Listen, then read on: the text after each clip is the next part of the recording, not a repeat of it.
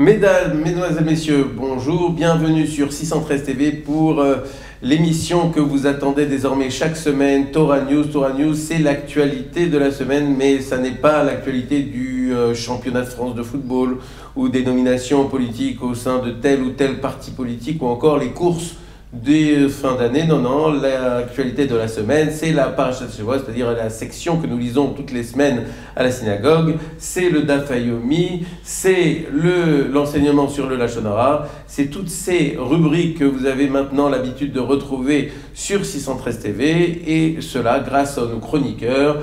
Et nos chroniqueurs, ils sont là avec moi. Ariel, bonjour. Bonjour Rav. Voilà, nous sommes heureux de te revoir sur cette antenne et avec d'autres chroniqueurs.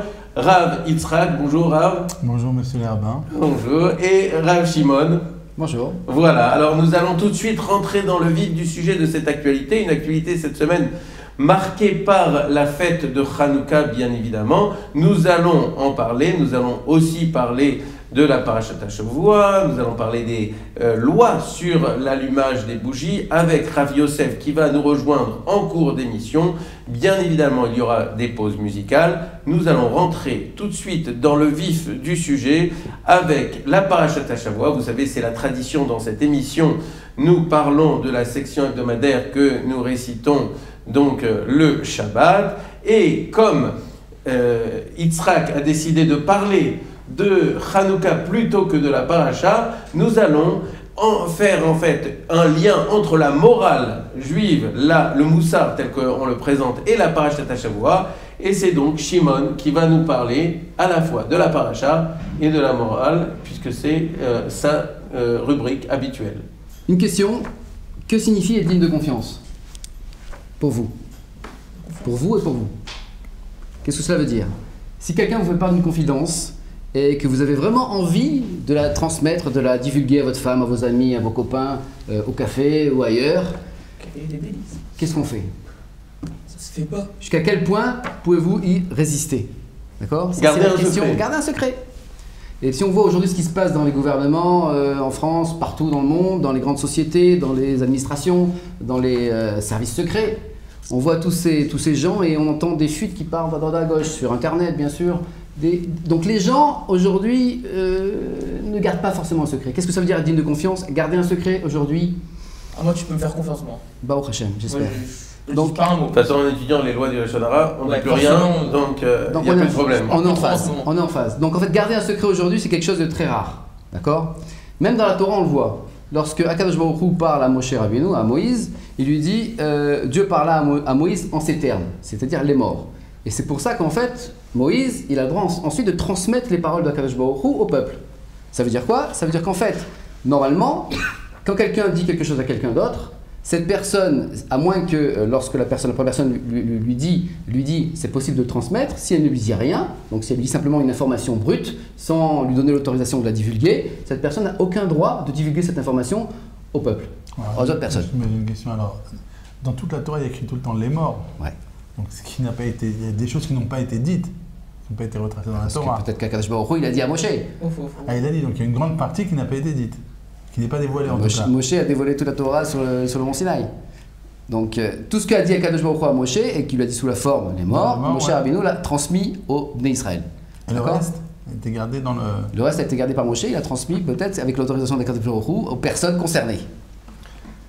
Donc là, qu'est-ce qu'on voit? D'accord?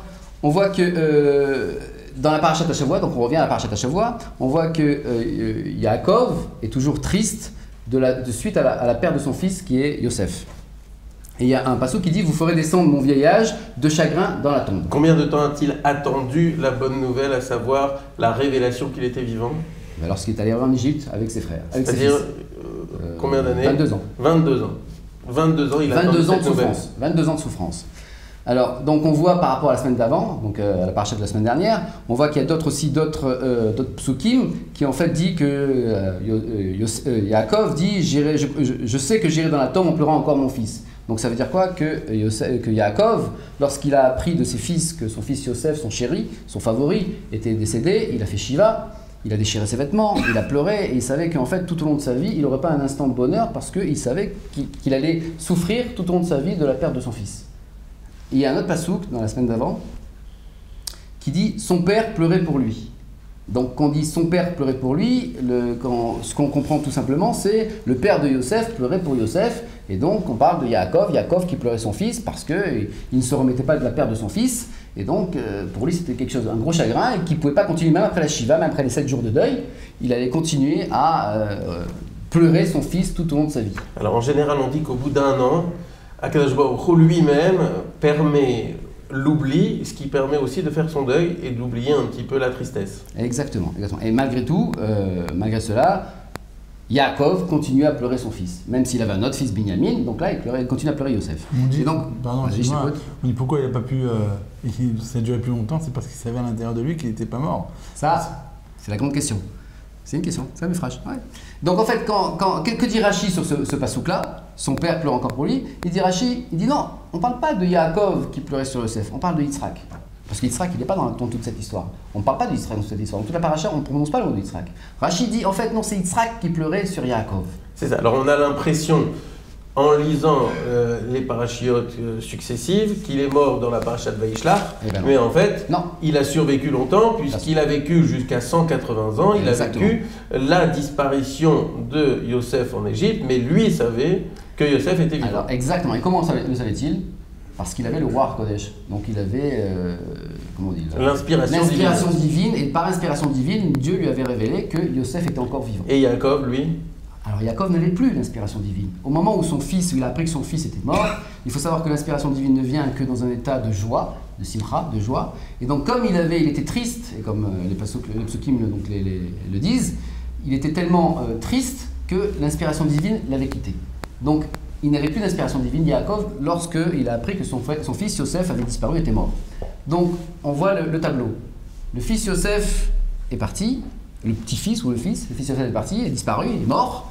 Le père, Yaakov, est fou de chagrin, il pleure, il n'arrive pas à se remettre, il a fait les 7 jours de deuil, et il continue toujours à parler de son fils, il continue toujours à avoir ce chagrin. Et on a Yitzhak qui pleure, mais qui sait que son petit-fils Yosef est toujours en vie, mais comme Akadosh Baruch Hu, donc Dieu lui a transmis par inspiration divine que son petit-fils Yosef était vivant, mais il se dit lui, écoutez, Akadosh Baruch Hu, il me l'a dit à moi. Si Akadosh Baruch Hu voulait que Yaakov le sache, il aurait dû le dire à lui aussi. donc en fait, il ne pleurait pas pour la disparition de Yosef, il pleurait pour la peine qu'avait son fils Yaakov. Il pleurait pour le chagrin qu'avait Yaakov. Il pleurait pour le chagrin qu'avait Yaakov. Et donc, tout au long de sa vie, donc jusqu'à la fin de ses jours, il a gardé le secret que Yosef était encore en vie.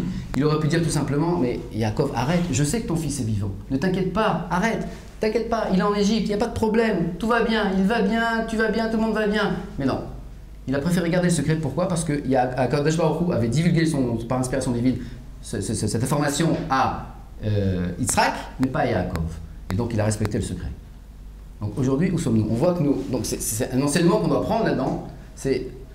On parle des patriarches dans la Torah, et les patriarches, on doit prendre leur exemple. Pourquoi on parle des patriarches? Pour prendre leur exemple.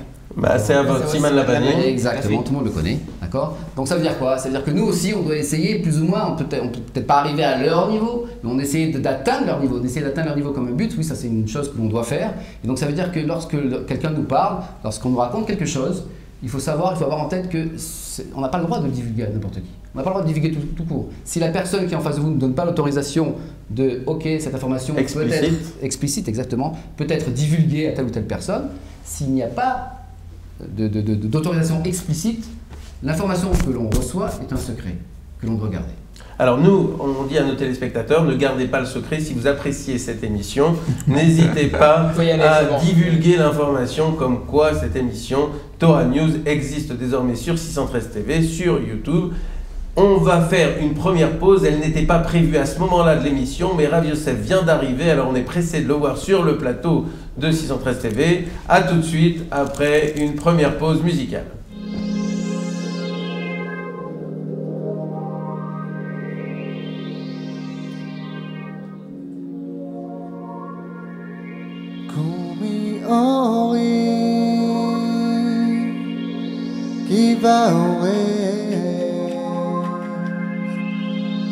וכבוד השם עלייך זרח קומי אורי העורר וכבוד השם עלייך נגלה.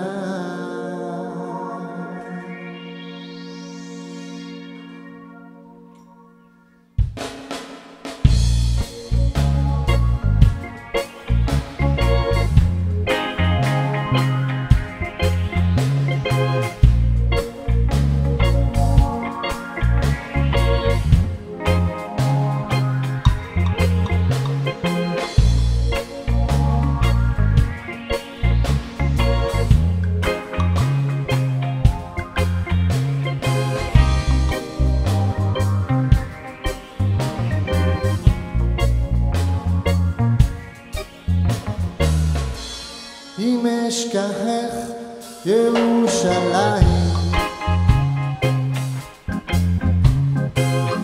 אוי תשכח ימיני, בת לשוני לחיכי, אם לא אזכרכי, אם לא אעלה את ירושלים על ראש שמחתי.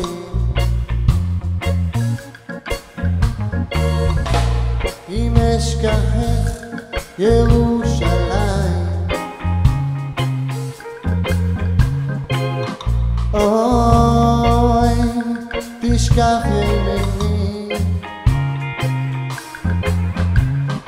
בת לשוני לחיכי, אם לא אזכרכי, אם לא אעלה את ירושלים על ראש שמחתי.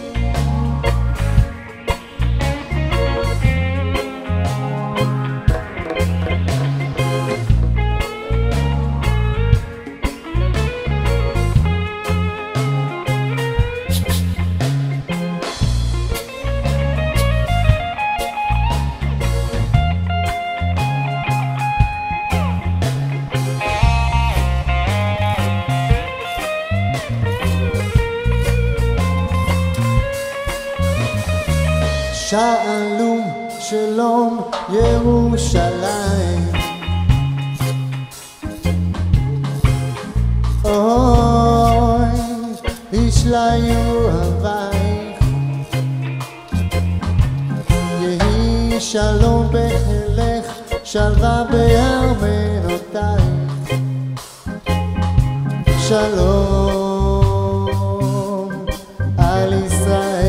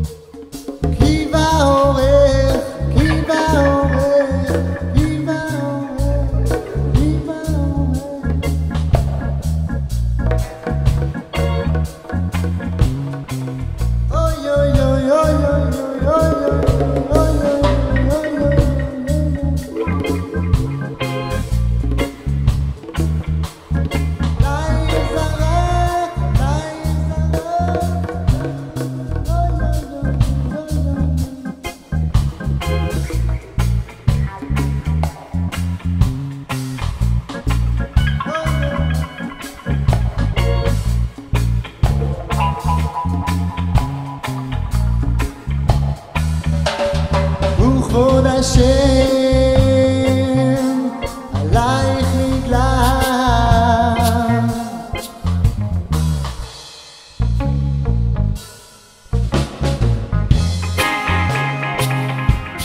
וכבוד השם עלייך זרח אוי אוי אוי ומאוהב גבעה אורך וכבוד השם עלייך נגלה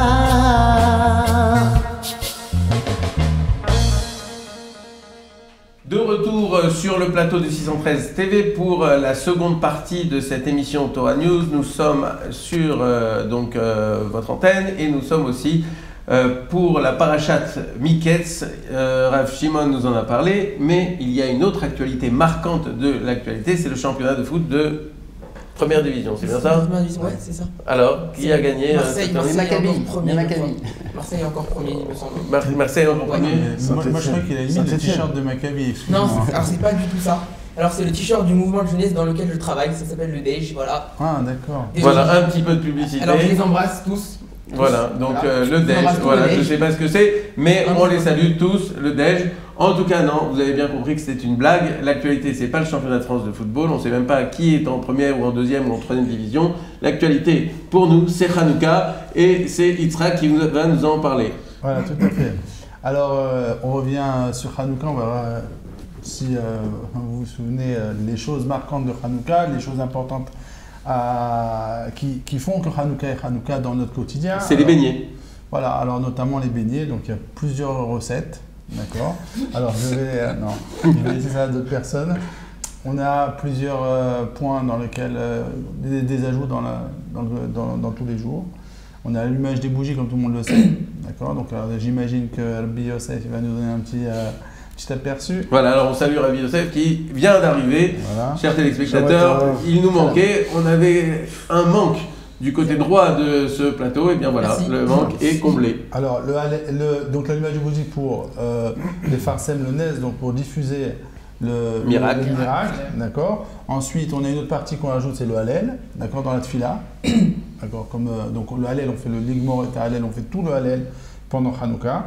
C'est, on va dire, c'est comparable au Hagim des trois Regalim, au fait des trois Regalim, enfin pas à Shavuot, mais à Sukkot et Pessah. Ensuite, on rajoute le texte de Alanissim, aussi bien dans le Birkat Amazon que dans le Shemona Esrei. Et c'est de ça dont tu vas nous parler. Voilà. Et à la lecture de la Torah, un passage de la Torah. Alors moi, ce que je voulais vous parler, c'est encore le point de l'Anissim, parce que c'est quand même assez particulier que Chachamim, les sages d'Israël, ont trouvé bon de placer en pleine Amida, donc la tfila, la prière Principal. principale, ouais. On n'a pas le droit d'intercaler des passages dans l'Amida. Il y a les Mekoubalim Birlal, enfin, ils disent qu'il ne faut rien rentrer. Même les demandes personnelles, il faut complètement faire abstraction de tout ça. On n'en parle pas. Et seulement à la dernière partie, dans le le Elokai Netzor, là-bas, on pourra éventuellement. Donc, c'est un sujet un petit peu délicat parce que la structure de la Tfila, ça a été fait par Anshek Neset Agdola, dans les sages de la Grande Assemblée. Voilà, les sages de la Grande Assemblée. Salut. D'accord. Et on ne peut pas y toucher. Alors maintenant, qu'est-ce qu'on a vu de placer un texte en plein Shemona Esrei? Alors qu'est-ce qu'il veut dire déjà ce texte? Alors justement, déjà moi j'aimerais dire que si on a pu mettre un texte, intercaler un texte, ça veut dire que le texte est quand même assez important. On ne peut pas le prendre d'un revers de main. D'accord? Donc il faut un petit peu se pencher sur ce texte. Il va nous dévoiler des choses qu'on n'a pas l'habitude. Il faut se pencher comme si on étudiait le texte de la Tfila elle-même. Le suspense Ouais. est presque palpable. Donc, alors pour arriver à ce point-là, donc maintenant moi j'aimerais vous le traduire en vitesse. Alors j'ai utilisé Google Translate pour vous donner. Non, je me suis appuyé sur une traduction qui est sur le net. Vous allez pouvoir le retrouver. Alors, de manière générale, il est intercalé juste avant le passage de Modim. Donc c'est un passage de Oda'a, donc de remerciement. Après le passage. Ah pardon, après Oui, le passage c'est juste après. excuse-moi, pardon. Après le passage Après de la fête de Modim, Nora, c'est la Béalénissim et la exactement. Donc, Après le passage de Modim, et lui aussi vient relater des points de remerciement à Kadosh Baruch Hu. Et en fait, on va retracer le miracle. Alors il dit alors voilà, je prends le passage qui m'intéresse, au temps de Matthias, parce que la partie précédente retrace Matthias, oui, bien entendu. L'Asmonéen, fils de Yohanan, d'accord, le grand prêtre de ses fils, lorsque la mauvaise royauté hellénique, donc les Grecs, s'est élevée contre ton peuple d'Israël, pour leur faire oublier ta Torah, donc il y avait une volonté des Grecs de faire oublier la Torah, donc il faut faire un effort pour oublier la Torah. Comment on fait pour oublier la Torah? Vous savez comment on fait pour oublier la Torah? Eh ben, non, il faut faire pousser quelque chose à la place. Ça veut dire sortir de l'esprit des Juifs racistes de la Torah, il faut vendre d'une autre marchandise. Donc aujourd'hui, des fois, on le voit aujourd'hui dans le quotidien, c'est que pourquoi on a du mal un petit peu à étudier, c'est parce qu'on est distrait par d'autres choses. Mais c'est en temps normal, le début de la distraction a commencé à cette période-là, on va dire comme ça. D'accord? Donc je reviens. Tu t'es alors levé pour eux dans leur détresse, tu as pris leur défense, jugé leur procès, vengé leur vengeance. Ensuite, on travaille sur 5 points. Le Halanissim, donc ça c'est la partie qui relate les faits historiques, on va dire comme ça. Et là maintenant, on va essayer de comprendre, palper le miracle, parce qu'il faut rentrer un petit peu plus, il faut comprendre les définitions. Alors qu'est-ce qu'a fait Akadosh Baruch Hu? Il a livré l'effort aux mains des faibles. Alors, la traduction que j'ai prise ici sur Internet, c'était les majoritaires aux mains des minoritaires. Moi, je n'aime pas tellement cette traduction parce que... Non, il y a deux choses. Il y a les majoritaires et les minoritaires, il y a les forts aux faibles. Oui. Il y a les deux. Oui, livré aux forts aux mains des faibles, premier point. Les majoritaires aux mains des minoritaires. on va dire les nombreux Voilà. auprès des Voilà. quelques individus Exactement. qui se battaient. C'est pour ça que j'ai noté. Tout à fait.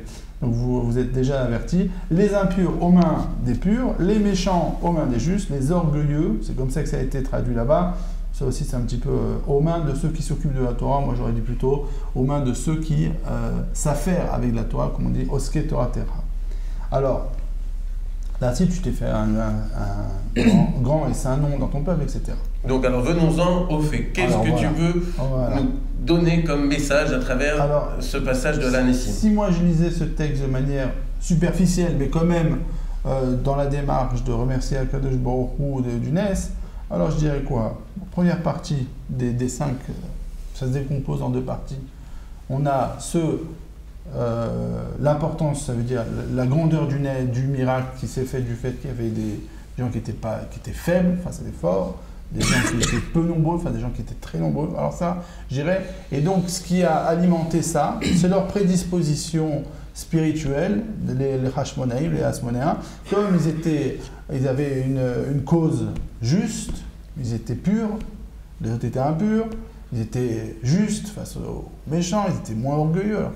Donc ça aurait été la cause. Donc on s'est prédisposé de manière spirituelle à pouvoir dévoiler le NES, le miracle de Akadosh Baruch Hu.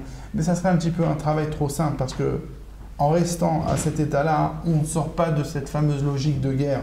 La logique de guerre, c'est quoi? Alors creusons un peu on va creuser profondément à l'intérieur du Halanissim. Voilà, alors si on se penche bien, la logique des guerres, c'est quoi? On a une armée. On a 2 armées, l'une face à l'autre. Une armée forte qui a priori... Il y a les tanks contre les avions, les canons contre les missiles. Oui, mais d'accord, on ne sait jamais en fait qui est-ce qui va gagner. Voilà.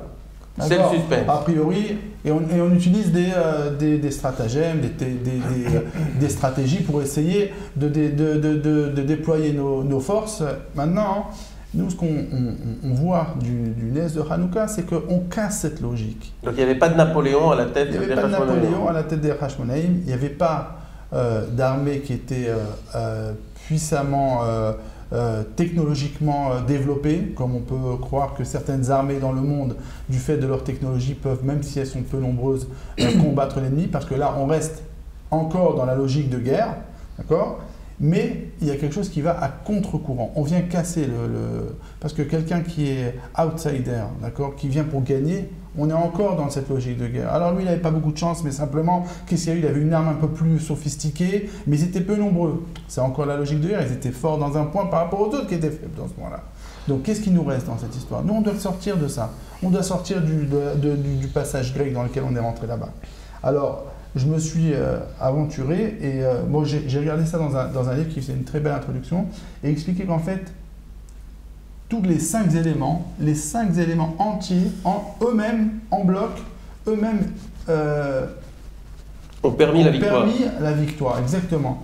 Et on va tout de suite comprendre. On pense, comme je vous l'ai dit tout à l'heure, que le fait qu'ils étaient peu nombreux, qu'ils avaient une juste cause, c'est ça qui a amené à gagner le combat. Mais en fait, ce qui se passe, c'est que justement, si on avait tenu cette méthode-là, ça aurait été notre perte. En fait, pour un juif, les arguments qui sont de l'ordre du physique, c'est un handicap pour lui. Un juif qui fait une guerre, il ne peut pas faire une guerre avec des armes. Parce qu'une guerre avec des armes, c'est quelque chose qui l'handicape. Je vais vous donner des... Il rentre dans la nature, quoi. Il rentre, voilà. On doit sortir toutes les guerres. D'abord, il faut comprendre que les guerres, c'est Akadosh Baruch Hu qui les fait. Il n'y a personne qui fait les guerres dans ce monde, c'est Akadosh Baruch Hu. Il y a écrit un passou qui est... de ça, c'est... Même dans les guerres, c'est qu'une ishtadlut. Non, mais... De se défendre. Je voudrais pas dire comme ça, mais... Quoi qu'il en soit... tu veux dire le résultat de la guerre, c'est Akadosh Baruch Hu qui définit. Non, d'abord c'est Akadosh Baruch Hu qui convoque les parties, et au-delà de ça, c'est lui qui mène les guerres. Là, on peut le voir, on a l'impression qu'il n'y a personne qui veut faire la guerre, mais tout le monde y va doucement et sûrement, tout le monde à la guerre. C'est un petit peu affolant parce qu'on va un petit peu dans le mauvais sens. Mais je laisse cette partie-là d'actualité de côté, parce que ça ne nous regarde pas, nous on est dans Hanouka. Alors, on revient, et ce que je veux dire, c'est que c'est cet handicap qui serait de l'ordre du physique qui va compromettre nos chances de gagner à la guerre. Alors maintenant, je vais me plonger dessus. Alors, pardon. Alors, en quelques instants, parce que nous avons beaucoup d'autres rubriques. Désolé, mais là, tu m'as coupé, mon gars. Alors, alors voilà. Alors, les sages d'Israël, quand ils disent l'opposé, c'est l'opposé absolu. C'est quoi l'opposé de les logiques absolues? Ça veut dire que nous, on a un bouclier aussi, on a une lance aussi, mais simplement, on ne va pas les dénommer de la même manière. Chez nous, le bouclier, ça s'appelle le bitachon, ça veut dire la confiance en Dieu, et la lance, ça s'appelle la emuna. La emuna, c'est le cœur, c'est la foi, c'est celle qui fait avancer les choses, et c'est grâce à ça que les Hashmonaïm, ils ont gagné leur guerre. Alors, tu avais dit la semaine dernière que c'était des vieillards. En effet, c'était véritablement des vieillards. Et tu avais dit qu'ils avaient un bâton. Mais ils n'avaient pas de bâton. Même un bâton, ils n'avaient pas. Alors, ils avaient un bâton pour se tenir. Ils marchaient difficilement. Ce bâton-là, il y aura encore des satires qui pourraient encore trouver un appui là-dessus pour dire « Ouais, mais ils avaient un bâton. » Mais en fait, il n'y avait pas de bâton, il n'y avait absolument rien. Il y avait uniquement la gloire d'Akadosh Baruch Hu. Et c'est Akadosh Baruch Hu qui a fait la guerre du début jusqu'à la fin. Et alors, on va essayer de comprendre un petit peu parce qu'il faut qu'on ait... On a l'impression que vous allez me dire, mais je suis un planeur. Je suis un planeur, qu'est-ce que ça veut dire? Mais tout le monde doit se bagarrer. On a de ça, on a ci, on a ça. On doit se bagarrer. Alors moi, je vais vous porter quelques mois en arrière.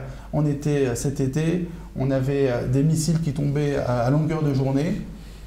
Et bon, franchement, il n'y a rien qui se passe. On a l'impression, terrain vague. Et encore, même le comment ça s'appelle, le dôme de fer. On dit, mais qu'est-ce que c'est que ça? Ils en mettent là, mais bon, ça continue à tomber. Mais bon, franchement, c'est vraiment été minime. À tel point qu'il y a un homme politique français, je ne sais pas le nom, a dit, mais comment se fait-il un type d'extrême droite qui était assez volumineux dans ses tailles et un petit peu... et il disait comme ça, comment c'est possible? Il y a autant de missiles qui tombent sur ce pays-là, mais il n'y a pas de mort. Mais qu'est-ce que ça veut dire, ça? Ah, certainement, ça doit être un mensonge. Alors moi, je veux lui répondre là, parce que vous avez raison de croire ce que vous croyez. C'est vrai, il n'y a pas de mort, mais nous, le miracle pour nous, les Juifs, c'est une chose de tous les jours. Quand il y a des missiles qui tombent à Ashdod, Loalénou, et les questions qu'on se pose après, bon, c'est sûr qu'on parle de comment ça s'est passé, etc. Mais si le soir il y a une roupa, on demande quand même un mariage, on dit le mariage a commencé à l'heure. Est-ce que le mariage a été dérangé un petit peu par les missiles? Mais la même chose qui se réalisait en France, ça aurait été impensable.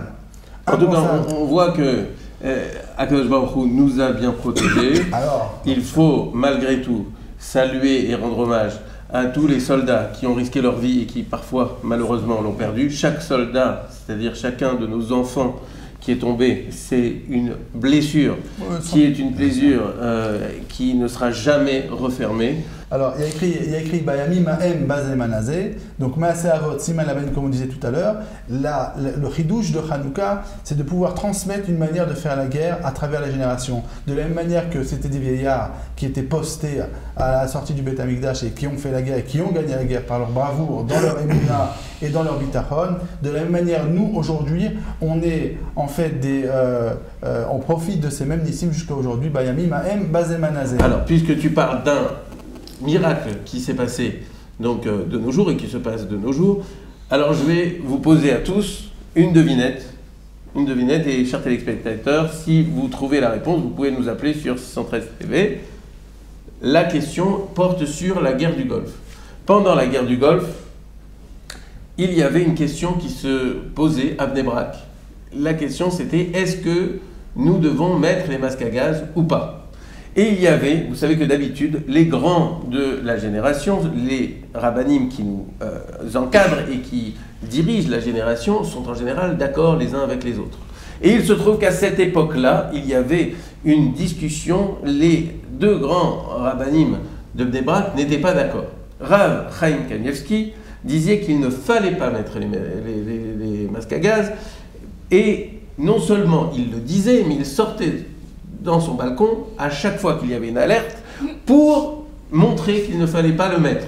Et Rav Shach, lui, qui était donc l'autre grand de Bnei Brak, eh bien lui disait oui, il faut mettre les masques à gaz. Alors les gens se sont posé la question, comment se fait-il qu'il y a donc des accords entre ces deux sommités de la Torah? Alors je vous laisse le temps de réfléchir et juste après la pause musicale, on donnera la réponse à nos téléspectateurs.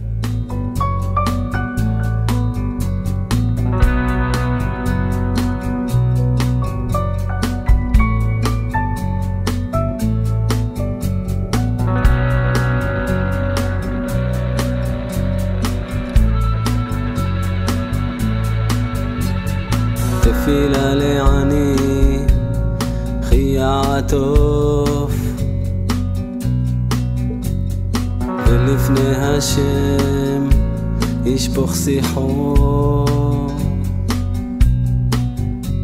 השם שמע תפילתי ושבעתי אליך תבוא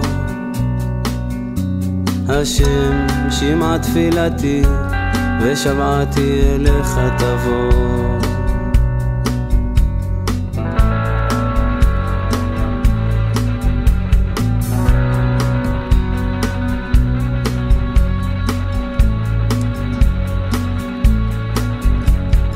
תפילה לעני חייה עטוף ולפני השם ישפוך שיחו השם שמע תפילתי ושבעתי אליך תבוא השם שמע תפילתי ושבעתי אליך תבוא אל תסתר פניך ממני ביום צר לי הטה אליי אוזנך ביום אקרא מהר ענני ביום אקרא מהר ענני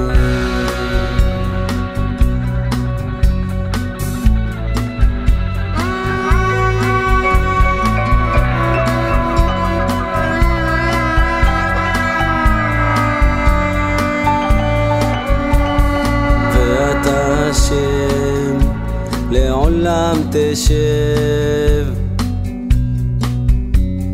וזכרך לדור ודור אתה תקום תרחם ציון כי את לחנה כי במועד אתה תקום תרחם ציון כי את לחנה כי במועד כי רצו עבדיך את אבניה ואת עפרה יחוננו ויראו גויים את שם השם וכל מלכי הארץ את כבודך ויראו גויים את שם השם וכל מלכי הארץ את כבודך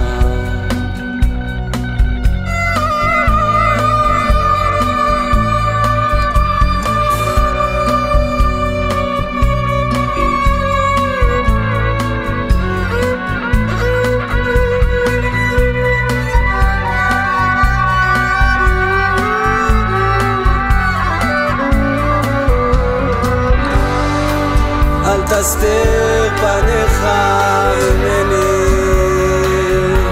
ביום צר לי התלה יוזך ביום אקרא מהר ענני ביום אקרא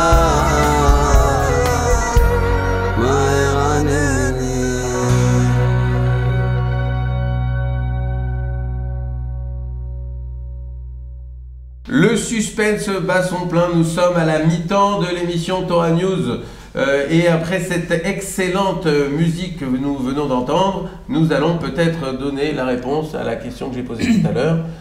Que se cachait derrière ce désaccord entre Rav Kanievski et Rav Shach? Est-ce que vous avez une idée?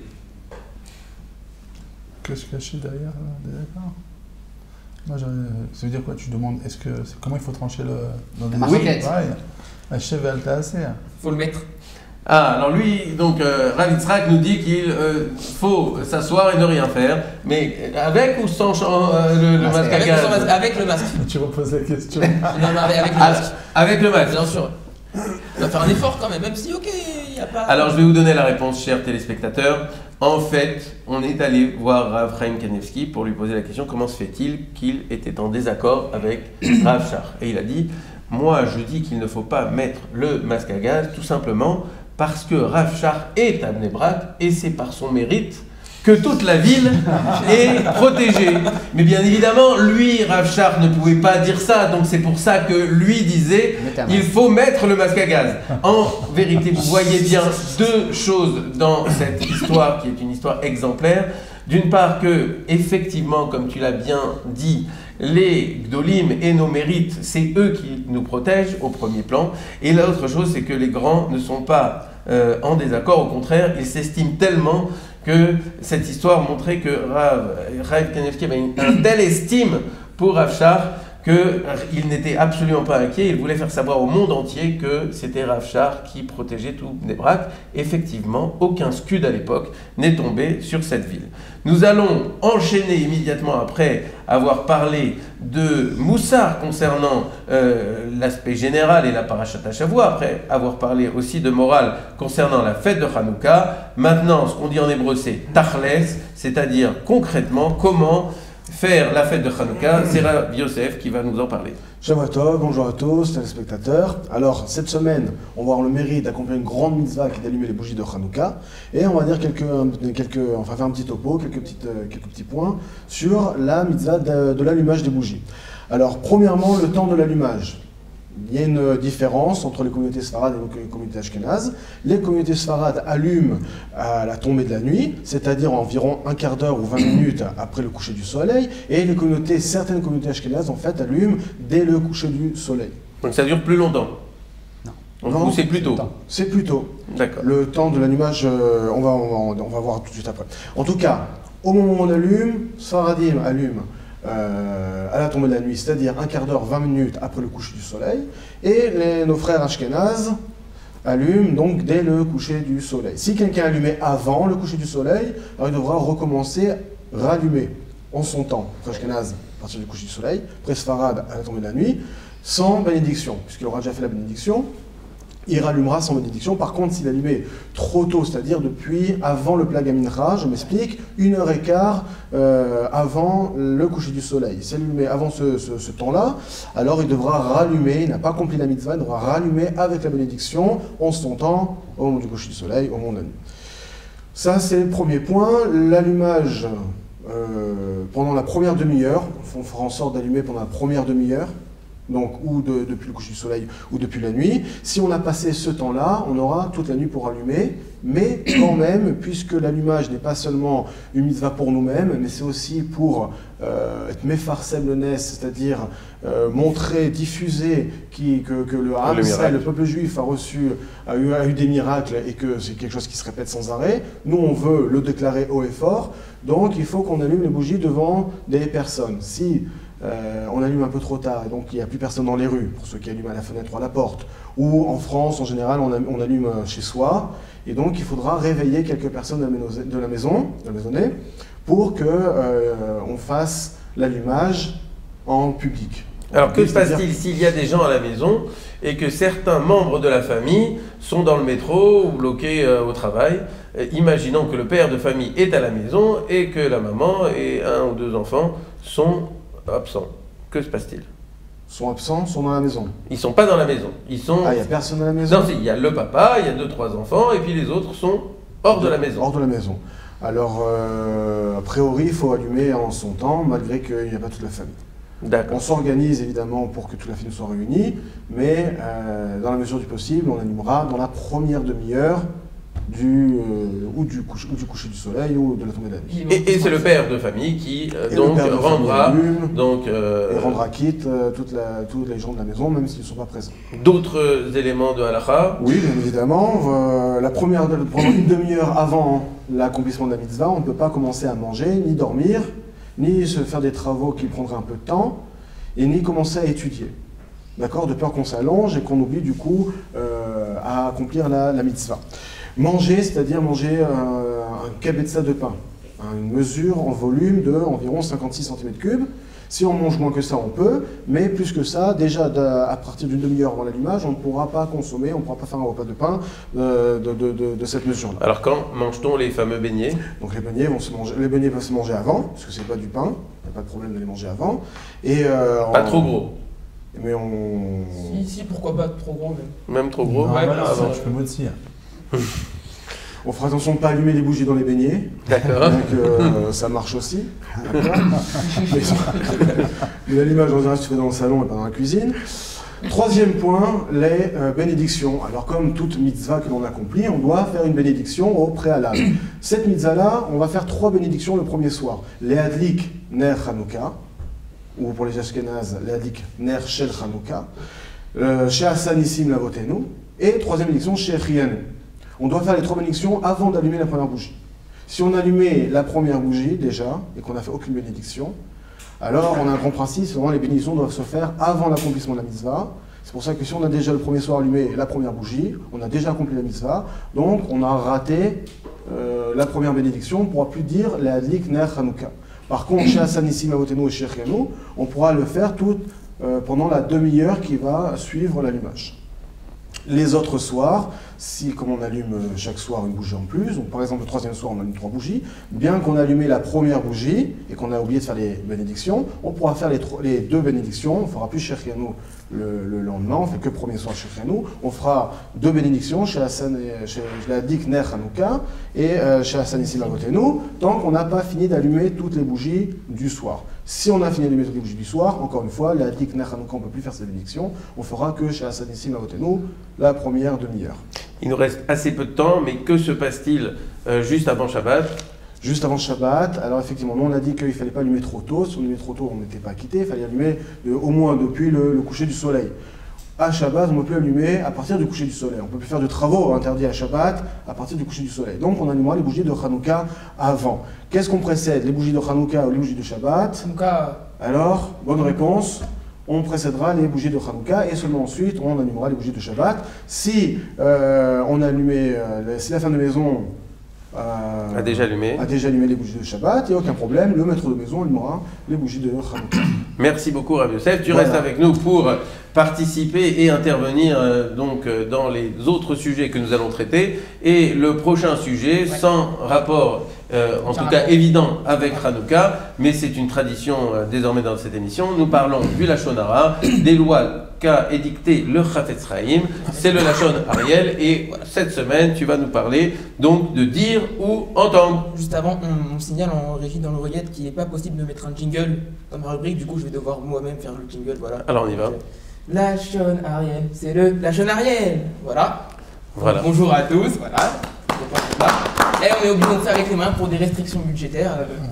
C'est avec ce qu'on a. Mais Michael, qu'on salue, notre Salut. cher technicien de 613 TV, nous a promis des jingles, un générique, une bande-annonce. Et donc, chers téléspectateurs, vous aurez bientôt tout cela sur votre antenne préférée. Donc petite question, à votre avis, qu'est-ce qui est plus dur? C'est d'entendre du Lachon Hara ou de dire du Lachon Hara? Alors, ici, nous présentons les choses. Il y a dans chaque parole de Lachon Hara un émetteur, c'est-à-dire celui qui va dire du Lachon Hara, et un récepteur. Alors, la question, c'est qui est plus responsable que l'autre? Alors on a tendance à croire que c'est que celui qui dit le Lachon Hara qui faute. Mais en vérité, celui qui écoute du Lachon Hara faute également pour plusieurs raisons. Quand on entend du Lachon Hara, on transgresse déjà une première interdiction qui dit Lotissa Shema Shav, n'écoute pas de faux témoignages. Donc écouter du Lachon Hara, même si c'est vrai, on peut dire oui, mais si c'est faux, alors plutôt si c'est vrai, c'est pas un faux témoignage. Même si c'est vrai, ça fait office de faux témoignage. Deuxième interdiction qu'on transgresse en écoutant du Lachon Hara, c'est l'ifne river lokiten mirchol, c'est-à-dire devant un aveugle ne met pas d'embûche. Donc si je sais que quelqu'un est en train de dire du Lachon Hara, je ne vais pas lui prêter mon oreille. Oui, mais j'ai aussi une mitzvah de le réprimander, voilà. Donc quand je suis dans une situation où j'entends quelqu'un de faire de la médisance, je dois le réprimander, c'est une mitzvah. Alors seulement, il y a un point qu'il faut quand même signaler, c'est que cette mitzvah se fait exclusivement si je sais que la personne qui est en face de moi va tenir compte de ce que je vais lui dire. C'est-à-dire que si je sais que la personne ne va pas accepter la réprimande, même si je vais lui dire, elle va quand même continuer à faire du Lachon Hara, alors j'ai pas de mitzvah de lui dire. Voilà. Mais sinon, on a aussi une mitzvah, voilà, c'est un rapport avec la mitzvah de Oriar Toriar Eta Mitera, de réprimander. Donc on a une mitzvah de réprimander. Dans quel cas, si on ne réprimande pas, il s'avérait qu'on serait complice. Alors, on rappelle aux téléspectateurs, il ne s'agit pas de taper avec un marteau Oui, sur la personne. On fait ça avec beaucoup de diplomatie et surtout beaucoup de pédagogie pour ne pas blesser la personne. Pédagogie. Alors, la phrase de la semaine. Oui. La phrase de la semaine. Ah voilà. Mieux vaut être considéré comme un fou toute sa vie que d'être considéré un seul instant comme un impie aux yeux de Dieu. C'est dans Mishnah Eduyot, chapitre numéro 5, Mishnah numéro 6. C'est en rapport avec ce qu'on disait juste avant, c'est-à-dire de réprimander. Ça veut dire quelqu'un qui est dans un groupe de personnes et qui entend du Lachon Hara et qui va se dire si je lui dis qu'il fait du Lachon Hara, pourquoi je vais passer pour le religieux de service, pour celui qui ne sait pas rigoler, etc. C'est pas la meilleure manière dont il faut réagir. Au contraire, il faut se dire que vaut mieux passer pour un fou devant les autres, quitte à être mal vu, voilà, plutôt que de passer une seconde aux yeux comme un fou plutôt aux yeux d'Hachem, voilà. Parce que ce qui reste de mauvaise langue, il y a mauvais œil. Voilà, car ce qui restera, Mal vu. tout ce qui restera à la fin, c'est quand on montera, ce sera nos comptes avec Hachem, voilà. Alors, il y a une partie de notre corps qui nous aide à ne pas entendre du Lachon Hara. J'imagine que vous savez tous ce que c'est. Alors, donc, Shimon, il dit que c'est les petits doigts. Comment ça? Mais il y a un autre élément. Eh bien, c'est le lobe de l'oreille. Regardez, chers téléspectateurs, vous mettez votre lobe sur vos oreilles et vous n'entendez pas le Lachon Hara. Ah ouais, plus rien là. C'est sans doute pour ça qu'Akadosh Baruch Hu nous a donné ces petites choses, pas simplement pour mettre des boucles d'oreilles pour les jeunes filles, bien évidemment. C'est aussi pour ne pas écouter du Lachon Hara. Enlevez vos lobes de vos oreilles, puisque là maintenant nous n'entendons pas de Lachon Hara. C'est une nouvelle musique qui vous est proposée sur 613 TV avant la dernière partie de notre chère émission Torah News.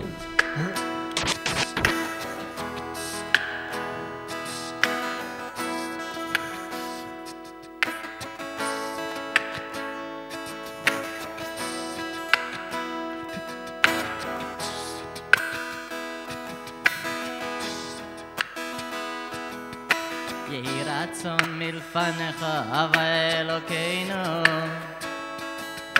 ואלוקי אבותינו שתוליכנו לשלום ותצעידנו לשלום תגיינו למחוז חפצנו לחיים ולשמחות שלום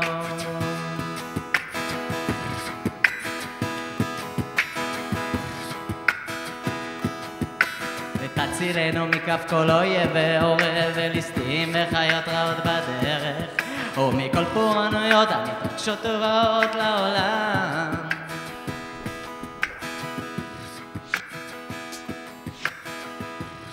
Mesdames, Mesdemoiselles, Messieurs, rebonjour et bienvenue si vous venez de nous rejoindre sur le studio de 613 TV. Et une personne, une star, la star de nos chroniqueurs est partie, c'est ça. Il est venu avant, il est reparti, non, il est venu après, il est reparti avant. Voilà, c'est Rav Yosef. Il nous a quittés, pas encore. Toi, tu as une star en devenir. En tout cas, nous sommes toujours là pour vous informer, pour vous donner quelques petites perles de la Torah. Et nous allons parler de la tfila et d'une tfila, la tfila. C'est la tfila dont tu vas nous parler, Rav Shimon. Je vais commencer par une petite question, d'accord? À votre avis, alors je pose la question aux téléspectateurs et aux gens qui sont sur le plateau, messieurs les rabbinim, quelle est la relation entre un nouveau-né, un enfant de 2-3 ans, un bar mitzvah, un garçon bar mitzvah dont 13 ans, un vieil homme, le Talmud et la maison? Ça fait beaucoup de choses là. Ah bah oui, 6 choses. Vous avez exactement 5 secondes pour répondre. Parce qu'on a dépassé. Une idée, pas d'idée? On a des idées, mais on va dire qu'on laisse à Yitzhak le soin de répondre. Je donne ma langue au chat. Avec plaisir. Alors le chat. Alors le chat, il est simple. Ce sont des mots qui incarnent toute la relation avec toutes ces choses-là. En fait, ce sont des mots qui incarnent l'essentiel de la relation entre un homme et Akadosh Baruch Hu. C'est quoi? Ils expriment notre émouna. C'est quoi? C'est le Kirat Shema, le Shema Israël, Hashem Elokeinu, Hashem Echad. Et je reviens maintenant sur chacun des points. Il y a une coutume qui veut que lorsqu'un enfant naît, un petit garçon, la veille de sa Brit Mila, les enfants viennent au-dessus de son berceau et fassent le Kirat Shema. Je ne sais pas si ça se fait partout. Ça vient d'où? Je ne sais pas. Mais c'est une coutume qu'on fait en Israël. Les enfants très souvent sont appelés pour aller faire Kirat Shema au-dessus d'un berceau d'un... Tu vas faire le schéma là. C'est l'Ashkenaz, non? Je pense. Ouais. Ensuite, un enfant de 2 ans, qu'est-ce qu'il apprend? Un enfant de 2 ans, 3 ans. Modéani. Un enfant de 3 ans, non pas Modéani bien sûr, mais Kirat Shema. Dès qu'il sait parler, après les babillements papa, maman, dès qu'il commence à parler, il faut lui apprendre le Kirat Shema. Un enfant de 13 ans, quelle est la première mitzvah qu'un enfant de 13 ans fait? Le Kirat Shema. Arvit. Il fait Arvit, il fait la prière du soir, le soir de sa bar mitzvah. Et quelle est la mitzvah qu'il fait dans la prière du soir de sa bar mitzvah? Le Kirat Shema. Oui, puisque nous rappelons à nos téléspectateurs que la journée dans le judaïsme commence le soir et on commence la journée donc en priant la prière de Arvit et donc c'est la première mitzvah qui se présente au nouveau bar mitzvah le jour même de sa majorité religieuse. Donc on est passé de la Brit Mila, un enfant de 2 ans, la bar mitzvah, le temps passe et on arrive où? À un vieillard qui est sur son lit, le mort, il oscille entre la vie et la mort et qu'est-ce qu'on lui fait faire? On lui met sa main sur ses yeux, on lui fait faire le Kirat Shema, ses enfants lui faire le Kirat Shema, la dernière mitzvah qu'il fait avant de partir. C'est donc le fil rouge, la prière centrale, celle que tout le monde bien évidemment connaît, c'est le Kirat Shema. C'est dans le cycle de la vie. Maintenant il y a le cycle de l'étude. On parle de la Torah écrite, on parle de la Parashat HaShavua, mais aussi on parle de la Torah orale bientôt avec le Talmud. Et quel est le premier traité du Talmud? C'est Brachot. Et quelle est la première Mishnah du premier traité du Talmud? Les Matai Korin et Shema. Exactement. On voit que tu as appris cette Masechet. Par cœur. Très bien. Donc là aussi on revoit dans le Talmud, la première chose dont on parle c'est quoi? C'est le Kirat Shema, encore une fois. Maintenant la maison, on rentre, on sort, et qu'est-ce qu'on fait quand on rentre et quand on sort d'une maison? Mezouza. On embrasse la mezouza. Et que se trouve, qu'est-ce qui se trouve écrit dans le parchemin de la mezouza? Le Kirat Shema, Shema Israël. Donc on voit que Akadosh Baruch Hu nous donne à tisser avec notre vie et notre vie de tous les jours, notre quotidien, des moments qui rencontrent le Kirat Shema. Et le Kirat Shema, c'est la déclaration de foi de Akadosh Baruch Hu. C'est de dire qu'il n'existe qu'un seul Dieu et que ce Dieu est non seulement sur la terre, mais au niveau des sphères célestes. D'accord? Donc c'est vraiment le Kriyat Shema qui en fait nous rejoint, on le rencontre tout au long de notre vie, de la journée, de notre vie du début jusqu'à la fin de notre vie. Donc maintenant une petite histoire pour pimenter la chose. Ça se passe en 1945, juste après la sortie des camps. Et là il faut savoir qu'il y a eu deux personnes qui ont été nommées comme aumôniers donc, pour la sortie des camps. Il y a le Rav Silber des États-Unis et le Dayan Grunberg qui vient d'Angleterre. Donc ces deux personnes se sont rejoints. Ils étaient donc responsables aumôniers pour encadrer, surveiller et aider au niveau de la sortie des camps. Tout le monde sait ce qui s'est passé. Des gens qui étaient pris par les RAF, qui ont été mis dans les trains, etc. Tout le monde a essayé de sauver ce qu'ils pouvaient sauver. Et des fois, ils voulaient sauver leurs enfants. Et ils étaient prêts à tout pour sauver leurs enfants. Et qu'est-ce qu'ils ont fait? Très souvent, ils ont pris leurs enfants et ils les ont donnés dans les monastères. Ils les ont donnés aux catholiques, dans les monastères. Parce qu'au moins, dans les monastères, ils pensaient que personne ne viendrait les chercher et qu'ils étaient tranquilles. Le problème est qu'à la fin de la guerre, les monastères, ils voulaient garder les petits-enfants. Ils voulaient garder les petits-enfants. Cette histoire est très connue, mais ça fait toujours quelque chose de la raconter. Alors parfois, ils ne voulaient pas, mais simplement, ils ne savaient pas qui était juif. Oui, ils savaient pas. On savait très bien qu'il y avait une majorité de petits-enfants qui étaient dans les monastères qui étaient juifs, mais les curés demandaient, donnez-nous des papiers, prouvez-nous que tel enfant provient d'une famille juive. Et on vous le donne avec plaisir. Pas de problème, on vous le donne avec plaisir, mais prouvez-le nous. Ok. D'accord. Donc ils sont arrivés, le Rav Silver et le Dayan Grunberg sont arrivés dans les monastères, ils ne savaient pas quoi faire parce qu'ils n'avaient aucun papier. À l'époque, tous les papiers étaient brûlés, il n'y avait plus rien de papier, aucun état civil, il n'y avait plus rien.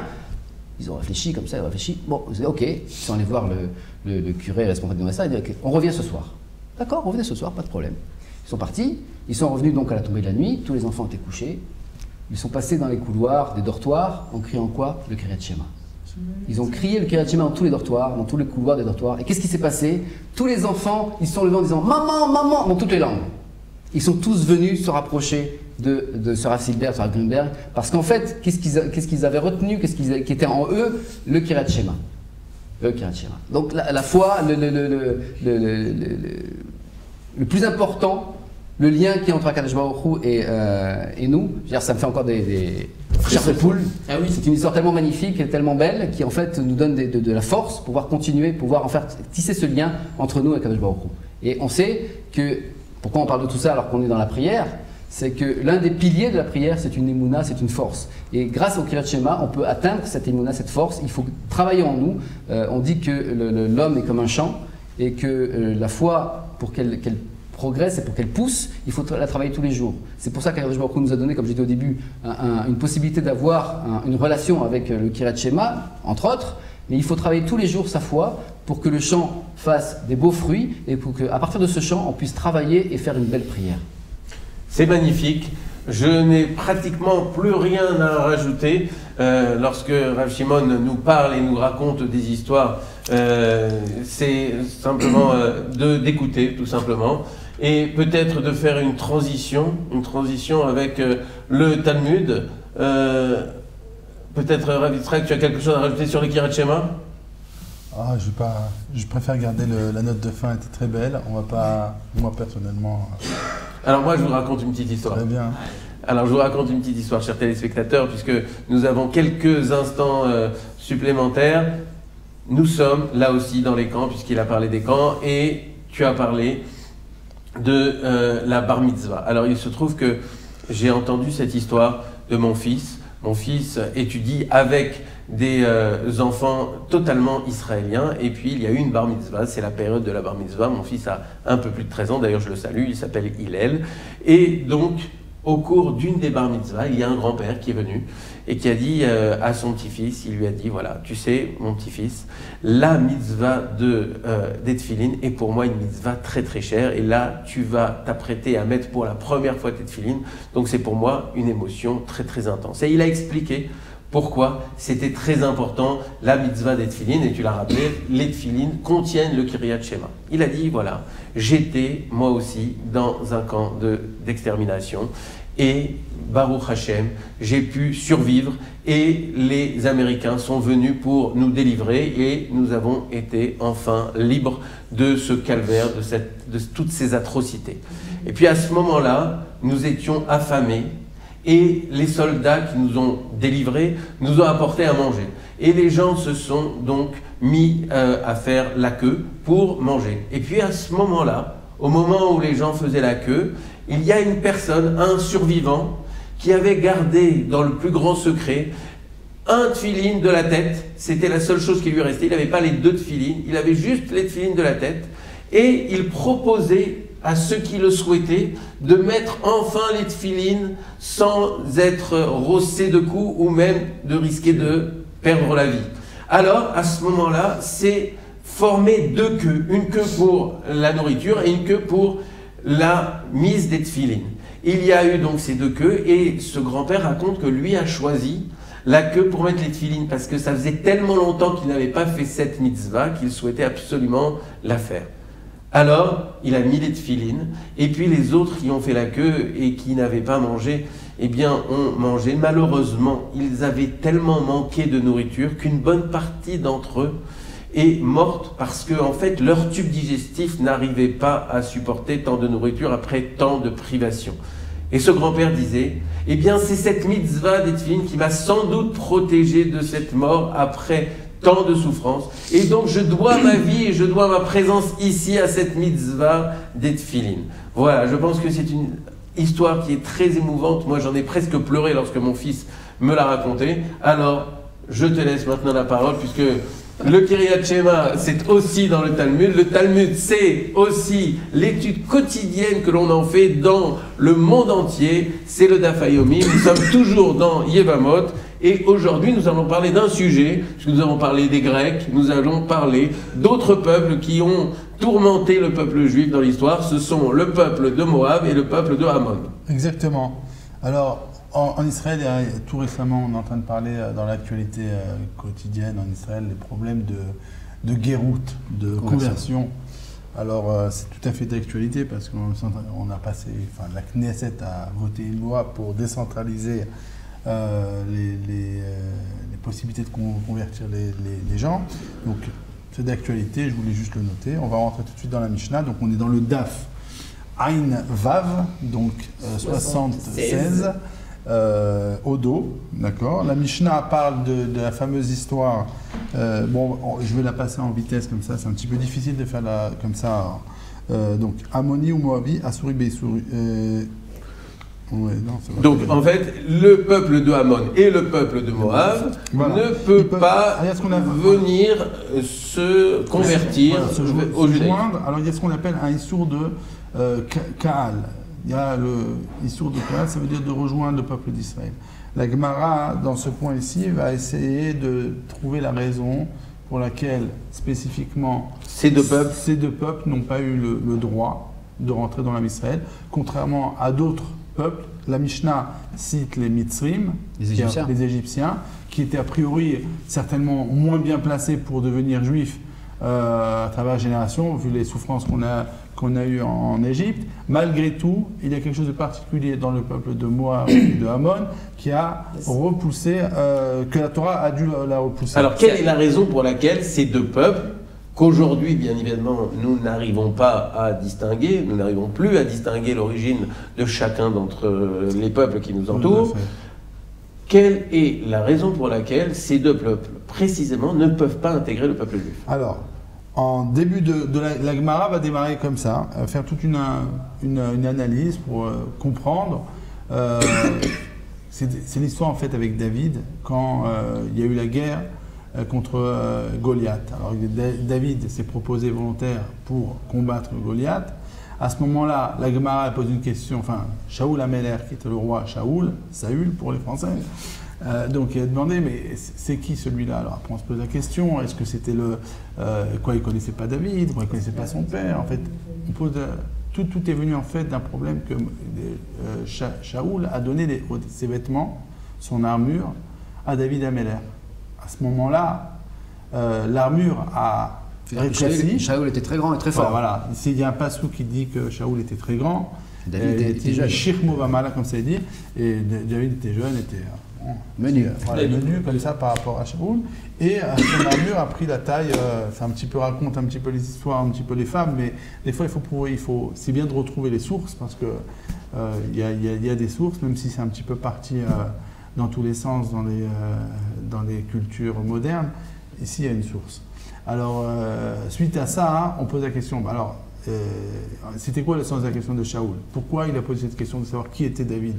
Il dit, en fait, comme il a vu que l'armure lui convenait par rapport à sa taille, il s'est dit, celui-là, c'est un prétendant à la malchoute, à la royauté. Alors, comme il savait qu'il était le fils de Ishaï, et que Ishaï lui-même était descendant d'une tribu de Yehuda, alors il a demandé de quelle famille de Yehuda il fait partie. Est-ce que c'est un descendant de la famille de Peretz ou de la famille de comment il s'appelle? L'autre fils de Ruth qu'elle a eu. Non, pas l'autre fils de Ruth, de Zarah, pardon, Zarah. Alors il y a deux familles qui sont nées justement du hiboum de Yehuda avec Tamar. C'est le premier hiboum dans la Torah, dans le Sefer Bereshit, dans le livre de Bereshit. Et il y a eu une naissance à des jumeaux, Peretz d'un côté et Zarah de l'autre. Alors Peretz, Rashi là-bas explique qu'en fait il était destiné à la royauté par les brachot qu'il a reçus. Zarah, lui, était destiné lui aussi à quelque chose, à des hautes fonctions respectables comme ça. Mais il n'est pas destiné à. Donc il voulait savoir de quel côté. Alors sur ça, il y a Doeg Aedomi qui était proche de Shaoul. Il dit, mais pourquoi tu te poses toutes ces questions?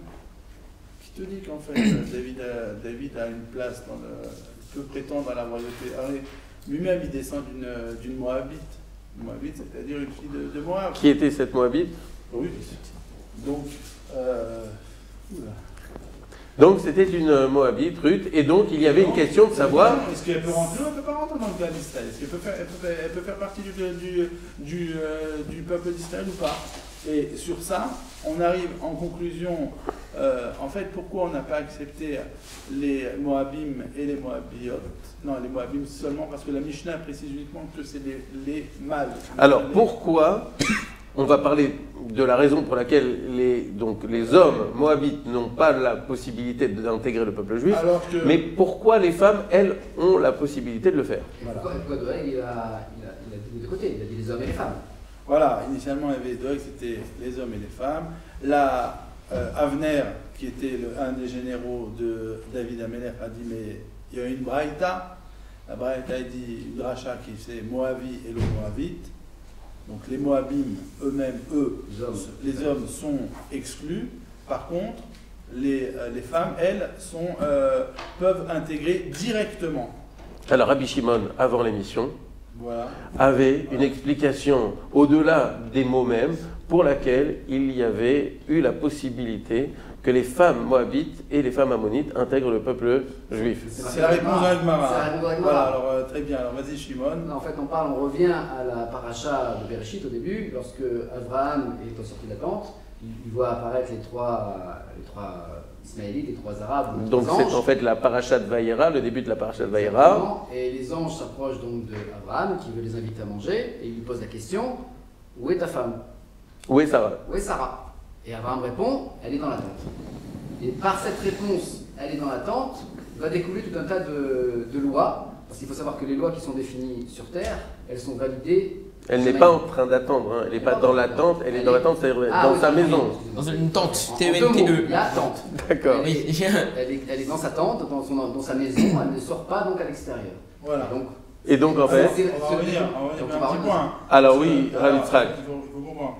Les Moabim, au moment où les Bnei Israël étaient dans le besoin, quand ils sortaient de Mitzrayim, d'Égypte, pour accéder à la terre d'Israël, normalement, on passe par un endroit, si on a un besoin d'eau, on a besoin de ravitaillement. Alors les Moabim, eux, et les Ammonim, ils ont repoussé l'âme Israël, ils ont refoué les Israël, ils n'ont pas voulu leur donner d'assistance, que ce soit en eau ou en pain. C'est comme ça que le passage le décrit.